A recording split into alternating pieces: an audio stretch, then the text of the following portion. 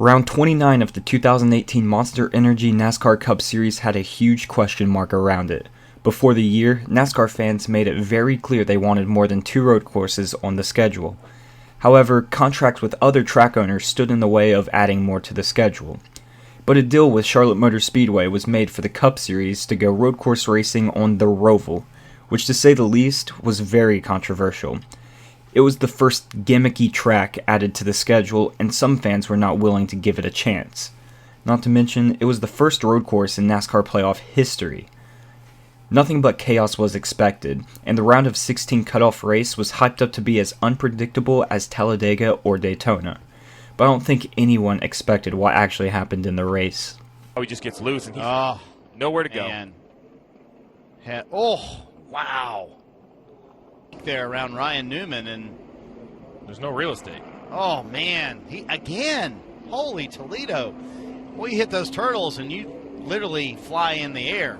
2 massive practice crashes suffered by Eric Jones and Darrell Wallace Jr. created more controversy before the race even started. As a result, the chicane barrier was pushed back a few feet to prevent wrecks there in the race.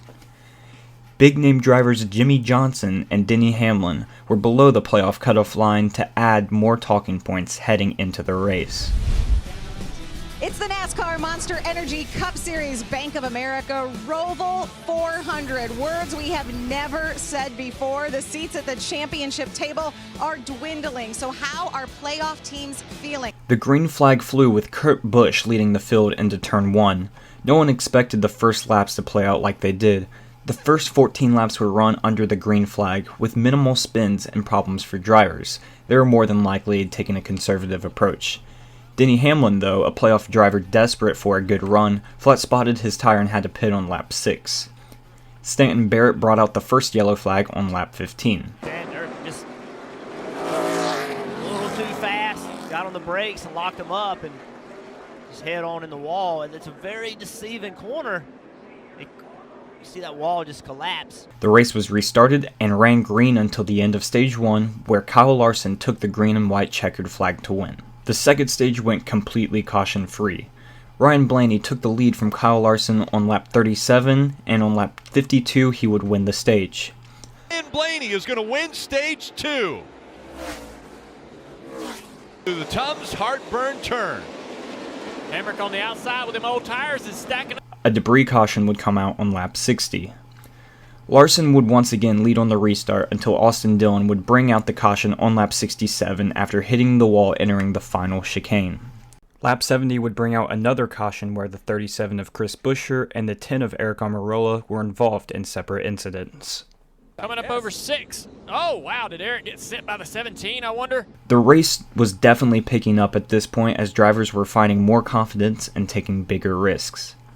Ricky Stenhouse Jr. would lead a few laps before Brad Keselowski took the lead from him. Unfortunately for Stenhouse, he would be the next caution on lap 103 when he lost it going into the Tums heartburn turn and wrecked out. Something.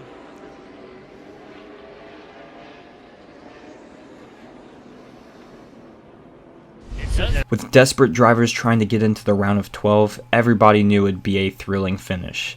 This caution set up a restart with only 6 laps to go. A little shove from Martin Truex Jr. And 2 hard through 1. Keselowski, Larson both into the wall. They pile up in the Tums heartburn turn.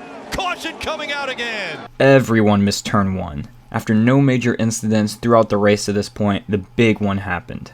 6 drivers' days immediately ended, including Brad Keselowski, the leader, and Kyle Busch and Paul Menard, who restarted in the top 5. Trouble right there. He knows he's trouble, got the left front locked up, and now just nowhere for these guys to go. I think even the 18, he was in too deep. The chaos predicted for the race finally happened. Everyone knew it was coming, and it was more of a question of when than if. This wreck included some massive hits, which are sometimes overlooked just because of the fact it was so unexpected and crazy. However, the wow factor was not done yet. Truex led the field to the final restart, which would leave 3 laps of racing left. Go from the Charlotte Roval. They got to be careful getting into turn one. We just saw what happened. They're going to have to check. To add to the drama, Larson, Bowman, and Eric Almirola were all separated by only 1 point on the final lap, and one of them was destined to be knocked out on points. But the more interesting thing was the battle for the lead. Jimmie Johnson was closing on Martin Truex Jr. Johnson was on the longest winless streak of his career, dating back to Dover of 2017, over 50 races at this point. Johnson was well inside the playoffs, about 8 points, and just needed to bring it home in second place to advance. But Johnson was not satisfied. He wanted the win. Inside! Here comes Jimmie Johnson! Oh! Locks the brakes up! Oh, he's and he's spinning! gonna slide! He slides through the middle! Truex gets Truex tagged! just got...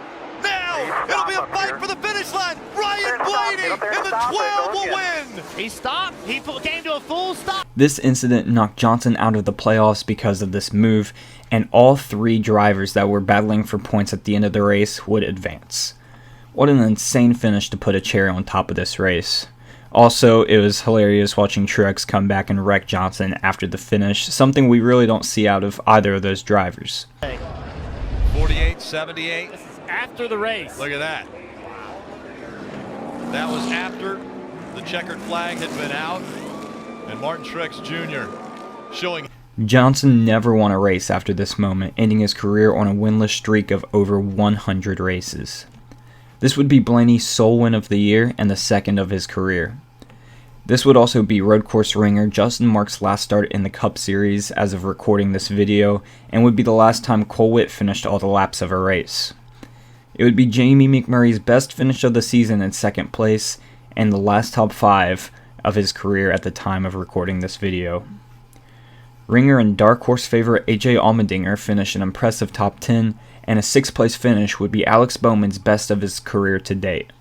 The thrilling moments may have just solidified the track's future on the schedule, and is now looked at as one of the most thrilling tracks on the calendar. It only further encouraged more road course racing in NASCAR. The Roval also encouraged the adoption of the controversial Indy Roval. The Charlotte Roval is going to go down in history because of this race, and it is now circled in every driver's and fan's calendar. Through. Jimmie Johnson driving hard in the corner, just too much speed. Truex saw it, tried to avoid him, just couldn't avoid him. And Blaney sneaks through. News to Jimmie now. With that finish, Jimmie, you are officially out. You will not move on to the next round.